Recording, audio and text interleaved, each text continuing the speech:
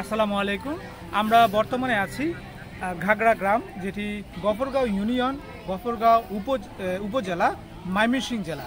আর আমরা এখন যে মাদ্রাসাটির সামনে আছি এটি হচ্ছে সৈয়দ আলী আশরাফিয়া হাফিজিয়া ইতিমখানা ও মাদ্রাসা। আজকে আমরা এখানে একটি একবেলা আহার প্রজেক্ট সম্পন্ন করতে এসেছি। আমাদের এই একবেলা আহার প্রজেক্টে আমরা বিভিন্ন রকমের খাবার আইটেম রেখেছি। তার মধ্যে উল্লেখযোগ্য হচ্ছে ইলিশ। যে ইলিশ বাংলাদেশের মানুষের কাছে অনেকটা স্বপ্নের মতো, কারণ যে ইলিশের দাম প্রায় 800, 1000, 1500 টাকা করে কেজি।